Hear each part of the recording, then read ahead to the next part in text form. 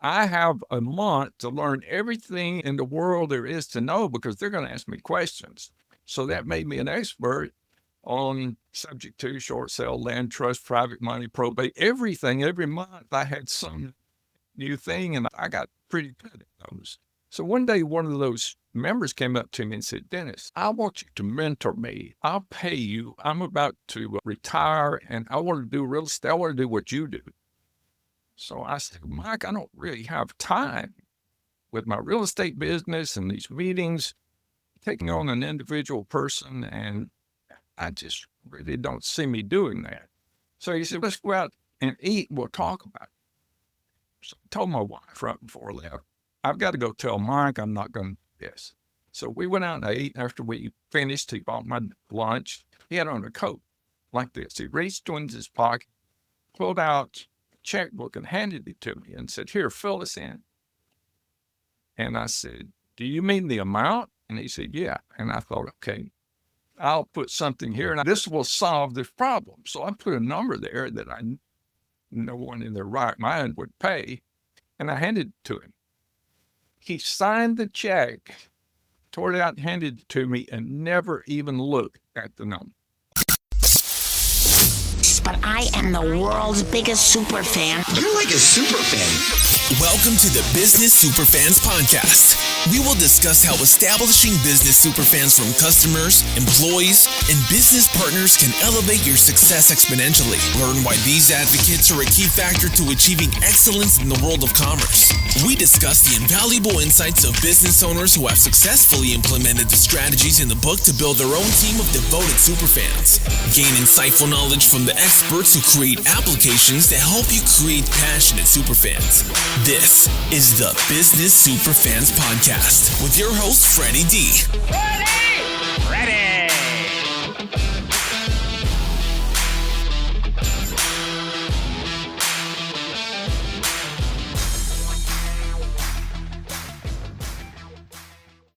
This episode is brought to you by our sponsor, Ninja Prospecting, the outreach team that makes cold connections feel warm and real. If you're tired of spammy DMs and the generic LinkedIn messages that go nowhere, Ninja Prospecting flips the script. They help coaches, consultants, and service-based business owners spark real conversations through strategic, human-first outreach. No bots, no fluff, just honest, data-backed messaging that sounds like you and actually gets replies. Talk to my friend Adam Packard and his team. Whether you want to do it yourself, get guidance, or fully hand it off, they've got you covered.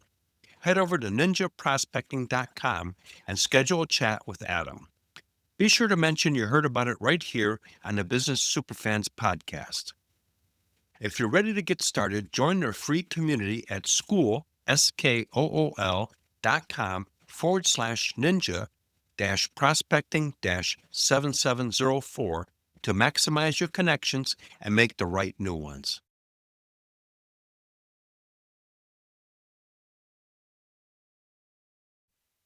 Hey, Superfan Superstar, Freddy D here. In this episode 123, we're joined by Dennis Henson, a true powerhouse with over 5 decades of experience in business, personal development, and real estate investing.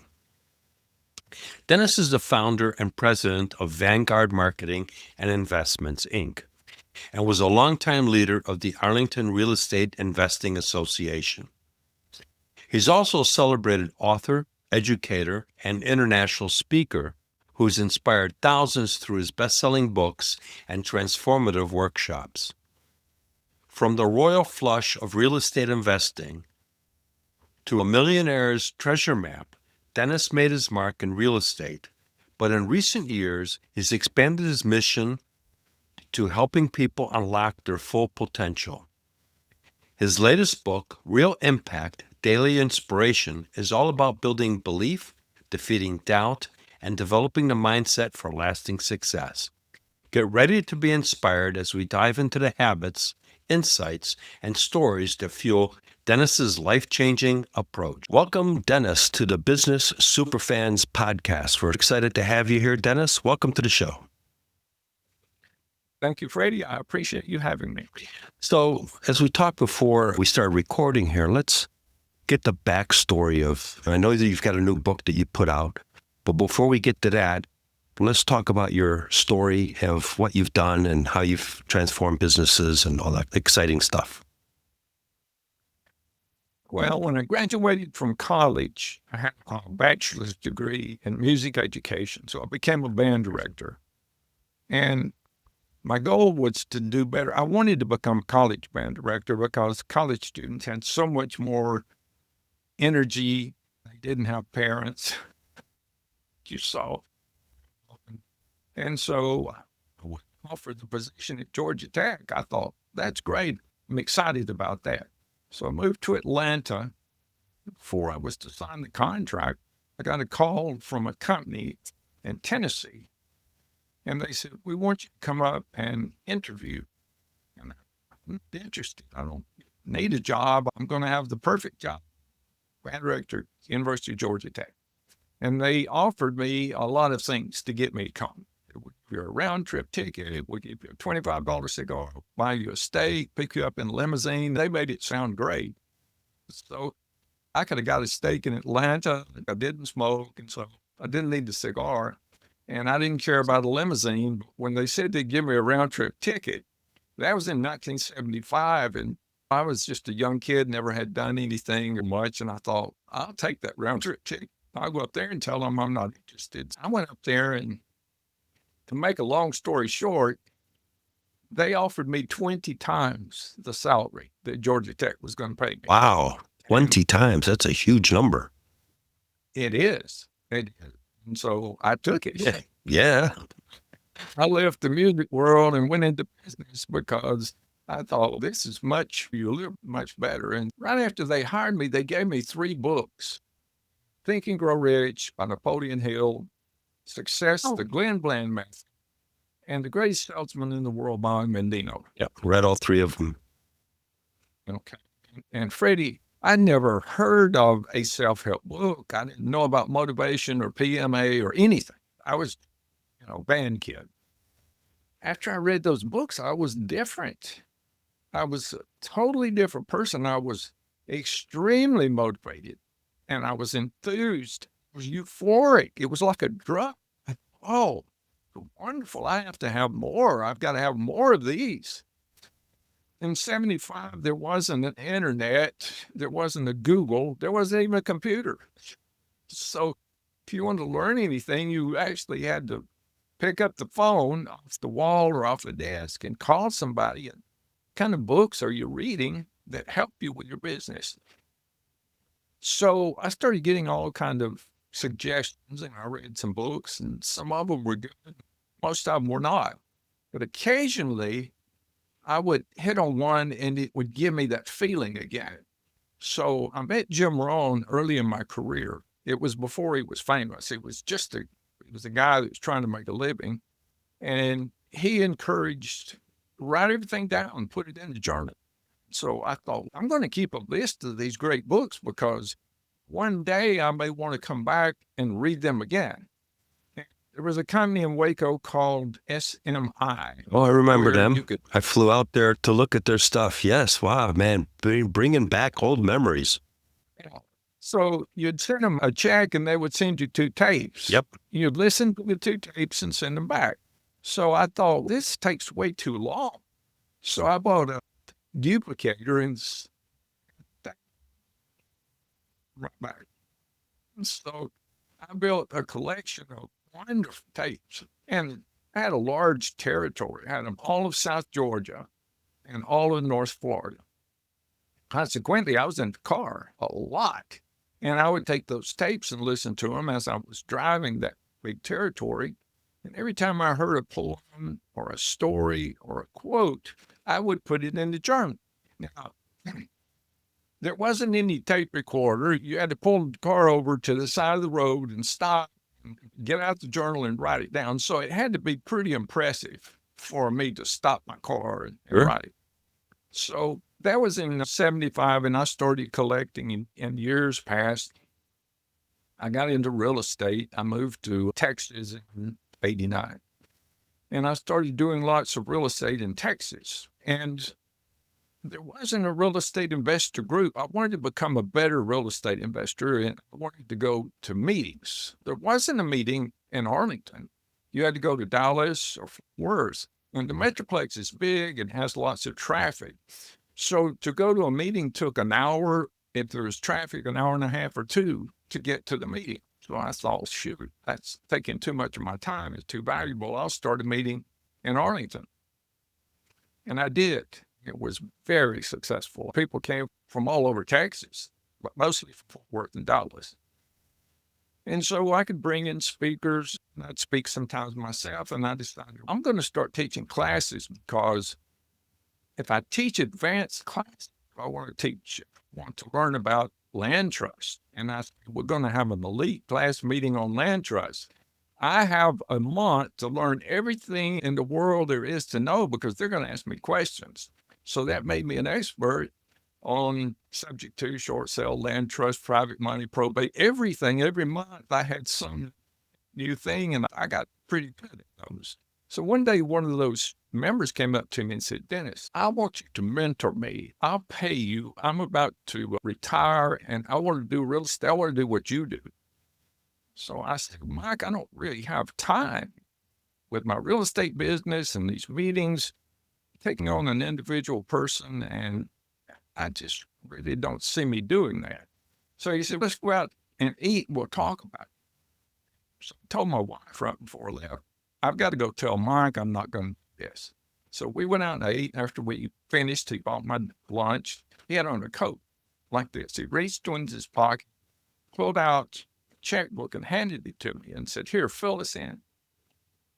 And I said, do you mean the amount? And he said, yeah. And I thought, okay, I'll put something here and this will solve this problem. So I put a number there that no one in their right mind would pay. And I handed it to him. He signed the check, tore it out and handed it to me, and never even looked at the number. Wow. He did. Wow. That's when I started teaching.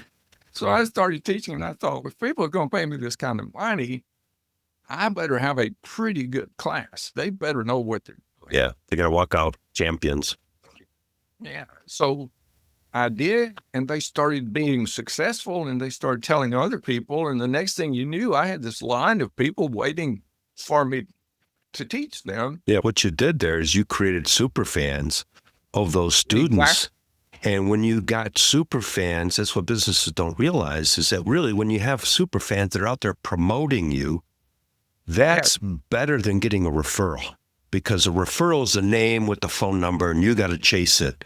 When a super fan bring in a warm, it's not really a referral, it's more of an introduction. It's ready to go, and they're not going to question the pricing because John or Mary or Steve said, you need to talk to Dennis and get mentored by Dennis. When I was selling software, my customers would reach out to other tool and die shops and says, you need to talk to Freddy D and he'll hook you up with the technology. And those sales just happen like that. Yes. At the meetings, we'd have anywhere from 70 to 150 people there. And I would say, are there any of my students here? And they'd raise their hands. I say, stand up. And they would stand up. And I'd say, now, if you want to know about my training, don't ask me. I'm prejudiced. Ask any of them. Just pick one right now. And after this meeting, ask them if the training is any good. And because of that, I just got burned out. I was teaching 4 to 6 times a day, 5 days a week. So my students did so well that I became famous for that. And everyone invited me to speak. I was speaking at real estate groups throughout the nation and at expos and in other countries, and podcasts were just getting started. So I was invited to a real estate podcast when the host said, Dennis, why are your students so successful? There's all these gurus out here, but your students really do well. And I said, I just have them change their habits. If they can form success habits, they will become successful. Then he said, Dennis, what is the number one success habit? Can you share that with our listening audience? And I thought for a second and I said, yes. I have them form the habit of reading something positive every day that leads them toward their goal. So after the podcast was over, Freddie, I said, well, that was a great answer. Wouldn't it be wonderful if there were some kind of a tool to help people form that habit? It wouldn't have to be for real estate. It could be for whatever goal they wanted to reach. Yeah, because it's applicable to anything. And one thing that I want to circle back to real quick is when you had everybody stand up, your students, Yes. that's social proof. I used to do the similar thing when I was selling technology. I had a day timer back then because we didn't have smartphones. So I had a day timer. I had all my customers in there and their names. I had several pages. I would turn around, and I had a cell phone at the time, but it was a brick. I would turn around and hand you the day timer and said, Dennis, these are all of my customers. Here's my cell phone. And it was one of those big Motorola bricks. And it says, you can call any one of them. And I just shut up. And nobody ever took me up on it because it was such a ballsy move. But I would close the deal. The deal would be done. Because they felt that if I was that arrogant to say, call anybody, they're all referenceable, it was done. It was a power move. Right. So after that podcast, and I was thinking that wouldn't it be wonderful if there was a tool to help people form that? It hit me like a bolt of lightning or something like, man, Dennis, you've been collecting books, stories, quotes, and poems for 50 years. You have them all in your computer. All you got to do is put them in a book, and people can form a habit regardless of their time. If they have 5 minutes, they read a poem. If they have 30 minutes, they read a short story. If they have 3 hours, they can read one of the books that's listed in the back. Or if they get home and they're just exhausted and they forgot their reading habit right before they go to sleep, they can turn to the back book, read a quote, 3 seconds, 5 seconds, sleep thinking about something really positive. And I thought, shoot, I can have this put together in a couple of months because it's all on my computer. I just put it together and send it off. So I started working on it. That was in 2018.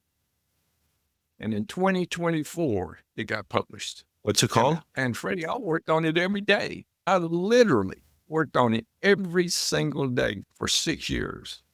So it's my baby, and I feel like it's going to help a lot of people if they will let it. And What's it's the a name of the matter book, Dennis? Real Impact, Daily Inspiration. So it'll have a real impact on anyone's life, and it would give them daily inspiration to move them toward their goal. On the front of the book is a picture of Aladdin's lamp. Can you see the lamp? Yep. Okay. The lamp represents the story of Aladdin who found a lamp and he realized, hey, this has magic power. You rub it and a genie appears. And then the genie says, I'm going to give you 3 wishes, but you have to tell me what you want. So if Aladdin had never said, I want this or this, he would have never received anything. And that's how it is in life. You first have to decide, what do I really want? And I think desires are really gifts from God. They're natural. There's no ant school, but look what ants accomplish. There's no bee college, but look what bees are able to do. Well, how do they know that? There's no one to tell them. It's nature. And nature tells people what they're supposed to be doing.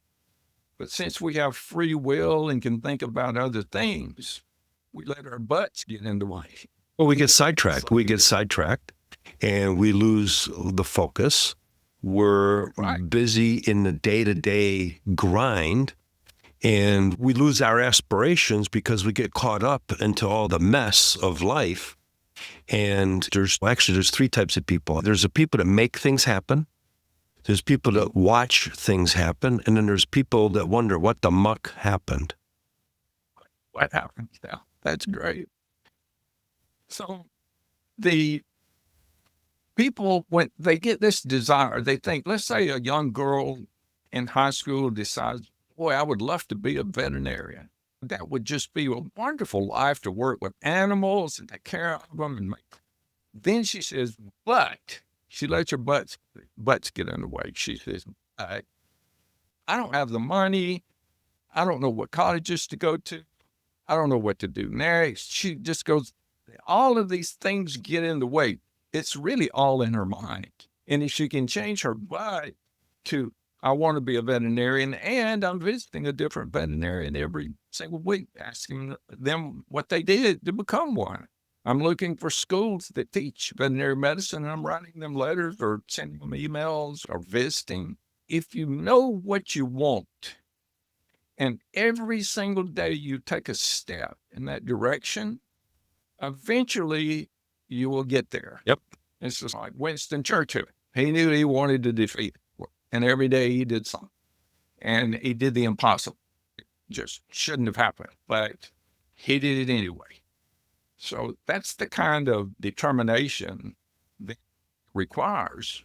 But if you're reading something positive every day, it reminds you what your goal is. It's like putting a rudder on a boat. Sure. A boat down in the middle of the water with no rudder, Not you going may anywhere. get somewhere. Where are you going to go? Right. You remind me of that product I talked earlier about setting up 60 resellers around the world. And in the 3-year period, I grew that to $3 million net to the company in about $2,000 to $5,000 chunks. And this was 1997 through 2000. And in the end, my right-hand person basically said we hit 150,000 in sales. And he goes, you willed that in. There was no other way that would have came in. I willed it in. Those were his words. And it's right, because I had the mindset and that it will happen. And I did things to ensure that it did happen. And things line up out of nowhere. Sometimes opportunities and situations present themselves in a positive way. You just got to be present to be able to step in and accept it. Exactly. And if people are listening today, the people that are listening, they have a choice to make. Their choice is, do I want to do better? Do I want to get to where I want to be faster? Am I willing to do something to make that happen? And am I willing to form a new habit? And it's a simple habit, and it's fine. You read something positive every day that moves you toward your goal. The trick is you have to know what your goal is. You've made a big step once you realize this is what I really want. I wanted to become an engineer, become a doctor, I wanted to become an attorney. Abraham Lincoln, his story's in the book. He failed at everything he did. He was really, I guess you would say, unlucky or just not very good. But one thing he was good at, he had one talent, and that was he could debate. He was really a great debater and a good talker. So he came into possession of some old English law books, and he read those, and he loved them. He loved to read. And so he just fell in love with those books and devoured them. And because of that, he started going to court trials. He would go to the courthouse and sit in on the trials. And one day he was sitting there and he was looking around at the walls and smelling of the way it smells and hearing the people debate. And he thought, this feels like home. This is where I belong. And I'm going to become an attorney. Now, when he said that, he had less than a first grade education. He had no money. He was deeply in debt. And he could barely speak the English language. And here he is saying, I'm going to pass the bar, I'm going to become an attorney, and I'm going to do whatever it takes to get there. And from that day forward, every single day, he worked toward that. And he became a member of the bar. He became either the first or the second most prominent attorney in the state of Illinois. Most people didn't realize the majority of his life, he was an attorney. His business life, he was a successful attorney, an extremely successful attorney. Look where he came from.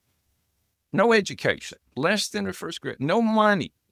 Yeah, and what you bring up there, Dennis, is something that for our SMB business owners, if they stop and take time to look at what can they improve in themselves as a leader and how can they empower their team as well, because it starts with the leadership and then it needs to transcend to the team. And once you do that and you get everybody else to look at improving themselves and you do it collectively, that's completely game changing, because now everybody's lives are elevated up. The business elevates up and it creates a synergy that carries through to all stakeholders. Absolutely. That's right. If you want to become a leader, that's a goal. And so if you form a habit of reading something every single day that makes you a better leader, you instantly start becoming Better leader. a better leader. Yeah. It's a law of nature. And good leaders create super fans of their team, because a team, one of the things I learned, I've taken several leadership programs, Dale Carnegie stuff, and et cetera. And really what a good leader does is really get themselves out of the way of their team. I look at it as a good leader as a facilitator. My job is to help you, Dennis, do your job as to the best ability that you can. And so I need to empower you. I need to give you motivation. I need to get recognition, et cetera. And I don't have to worry about me. The team will take care of my success. Absolutely. That sounds so familiar. Yeah. Let's see. Zig Ziglar Right. had a quote that said, if you can help enough people get what they want, Yeah, that's the you'll quote. get what you Yep, that's the quote. Yeah. Yep. So let's continue a little bit. How does the book work? Let's talk a little bit about that. So is it per chapter? It's not a book that's read through and through. If you pick the Bible up and read it from cover to cover, you probably didn't get much out of it. That's not how it was meant to be. And this book was written to be savored like fine wine. You read a little bit until you find something. In the 5th century, a group of monks got together and wanted to become closer to the scriptures. So they came up with a technique called Lectio Divina, where they would read a scripture silently. They would imagine themselves as part of that scripture or that story in the Bible. And then they would read it out loud. And then for the rest of the day, they would contemplate it. So I was on a podcast like this talking about my book, and that sounds like Lectio Divina. And I thought, I'll find out what that is. And I researched it, and that's exactly how this book is supposed to be read. There's a place in the front of the book that says the magic formula. And if you'll follow that formula, you can do amazing things, just amazing things, achieve tremendous goals that may seem impossible now. The book is laid out in such a way so you can match it to your time. There's long stories and short stories, then poems and quotes, and then books.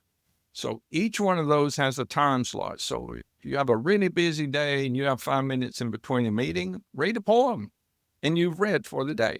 But it may be a powerful poem, something that really inspires you, and maybe your next meeting will be better than you'd expected. At least you're going to have a positive mental attitude going into it. And then if you're exhausted at the end of the day, I mentioned this before, you can read a quote. And how long will that take? 2 or 3 seconds. And you've done your reading for the day. But the biggest thing that it does is it encourages you to make a goal. What do you want to do with your life? The man that gave me those 3 books was named Jack McConaughey, and he was the vice president of a big company, and he spent a lot of time with me, which I really appreciated. And he has a library named after him now, so he's a very wise man. Dennis, where do you want to be in 5 years? In 10 years? What do you ultimately want to do with your life? And then what legacy do you want to leave behind? I was just a kid. I never heard questions like that. I was stunned. I didn't have any answer. I didn't know, but I didn't forget the questions, because here it is 50 years later, and I still remember vividly that conversation. And changed my life. Yeah, I've got a similar story. In middle school and high school, I took drafting classes, and I used to be an engineer. But in between that, I was still in high school, 12th grade, and I got laid off because in the drafting world back in the Detroit area, it was feast or famine. You got a project, everybody went to that one company, project's over, all right, thanks, we don't need you anymore. So I was pumping gas at a Shell gas station, and this guy pulls up in a Lincoln Continental. His name's Don, and we're still friends 50 years later. He had a cell phone in his car. This is 1975, so going back to that time. I was like, wow, that was so cool. I just saw him 2 weeks ago. And we just hit it off, and he asked the owner to have me drive his other car that had got repaired at the gas station back to his place. So follow him. At his place, he had a wild bachelor pad and all that kind of stuff. But more importantly, he gave me a booklet, and I still have the booklet. And it had cybernetics, how to win friends and influence people, and everything else. That guy changed the trajectory of my life because I started having an open mind because I did read those things. And they are transformative, and that's why I'm sharing the story, because I really want to emphasize what you're saying is it's transformative. It's one thing to read them, but another thing is to apply them. And that's really the secret, is taking your quotes and your stories and really taking time to digest what you just read and then put it into play if it is something that you can put into play. We're so in tune with each other that you mentioned 2 books that I hadn't mentioned that are in the first 10 books listed in the back. The books listed in the back are also in priority order, from the best to the worst. And the last one is almost as good as the first one. It was really difficult to make the decision. But if you read these books, each one of them, you're going to be a different person by the time you finish reading those books. Absolutely. It's the magic of thinking big. Very powerful book. And it started making you dreaming. And that through meeting with Don and reading some of the books. In 1976, I was 19 years old. I was driving a 74 Corvette. 19. I just changed my thinking. I get rid of that stinking thinking. Yeah, who is that? Jim Rohn?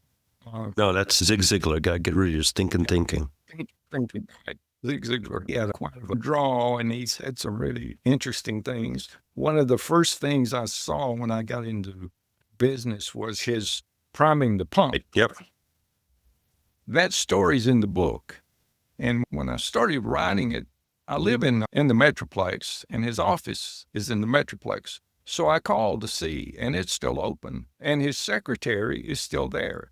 And we became friends. So as I was writing the story, I would send it to her, and she'd say, oh, no, it's like she would make changes. So the story in the book is absolutely perfect because she was there. Right. She knew exactly what was going on. So I'm very proud of that story. Oh, I'm proud of all of them. The story of Lou Holtz, he wrote me a letter. I sent him the book. He wrote me a letter thanking me for including him in the book. And his stories are very powerful. He wanted to become the coach at Notre Dame, and he'd just been fired. He got fired, and the coach of South Carolina took the job. He wasn't going to make the football coach. He had a burning desire to become the coach at Notre Dame, which his chances were the same as wanting to become the Pope. Right. Anyway, so that's what having a burning desire will do. Napoleon Hill is where you got that.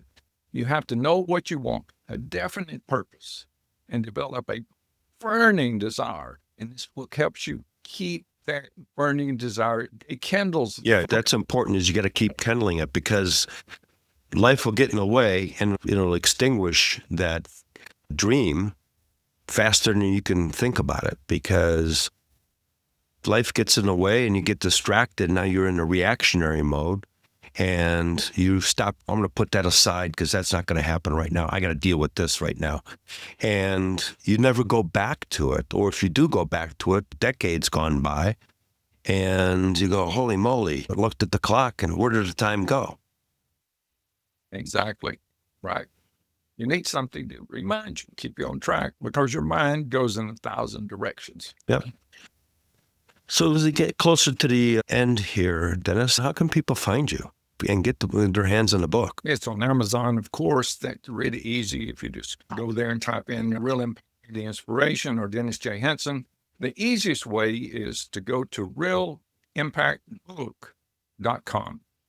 Then there's a contact us. It has my email and my phone number. I'm easy to contact. I'm available for speaking, a podcast, or radio, or whatever. If you just need somebody to cheer you up, I'm pretty easy to contact. And then you can get a free copy of the book on that website just by scrolling down to the bottom where it says podcast attendee. And because you attended Freddy's podcast, I'll give you the entire ebook with no strings attached. You will not be put on a mailing list. You just get the book. It's instant download. You can have it before we finish the podcast here. So you put your name and email in there and you get just like that. And I have an ulterior motive, I'm writing other books. And if you read this, you may like it and think, oh, yeah, I like the way he writes. I'll buy one of his books. But mainly it's because I'm 77. I'm not going to be around. 30 years from now, I'll be gone. But I want to still be helping people after I'm gone. And I wrote this book to help people, not to make $1 million, but to help 1 million people. And I can't help you if you don't get the book. So, we'll make sure that's in the show notes. That's a very generous offer. And it's also a genuine of you, like we talked earlier, you help enough people, you don't have to worry about yourself. Right. It comes back 10 times. And that's a Zig Ziglar quote, and it's in the quote back of the book. Yeah. So, Dennis, it's been a pleasure having you on the Business Superfan podcast. Great conversation, great insights for our listeners. You and I could probably talk on this stuff for hours, and we definitely would love to have you on the show down the road again. Maybe when my other books come out, we'll talk about that. Thank you so much, Freddie. This has been fun. Pleasure's all mine. Before we wrap, here's your quick debrief. Each episode in this 9-part series zooms in on one powerful pillar of my Superfans framework. 9 proven steps designed to turn your business from a flicker of potential into unstoppable, scalable prosperity. The pillars are S, strategize, U, unite, P, propel, E, elevate, R, rally, F, finance A, automate, N, nurture, S, sustain. Each week, we spotlight one pillar, extract a game-changing insight from today's guest, and close with your Superfans Success Spark, a bold, 24-hour action you can take immediately to move your business forward. Follow along through all 9 episodes, collect each spark, and you'll have a step-by-step playbook to create superfans who fuel rave reviews, rocking referrals, and rising revenue. Then we reset the cycle with 9 brand new sparks, fresh guests, and even more strategies to help you scale with clarity, purpose, and unstoppable momentum. Ready? Here's this episode's spark. Superfans Success Spark. You unite. Align employees, suppliers, and partners around shared goals and culture. So here's a top insight. You change people by helping them form success habits. Then they change each other. Dennis Henson. So here's your 24-hour action step. Pick one positive daily habit, like sharing a win, quote, or a goal, and start with your team tomorrow. Rituals create rhythm. Rhythm creates unity. We hope you took away some useful knowledge from today's episode of the Business Superfans podcast. The path to success relies on taking action. So go over to businesssuperfans.com and get your hands on the book if you haven't already. Join the Accelerator community and take that first step in generating a team of passionate supporters for your business. Join us on the next episode as we continue guiding you on your journey to achieve flourishing success in business.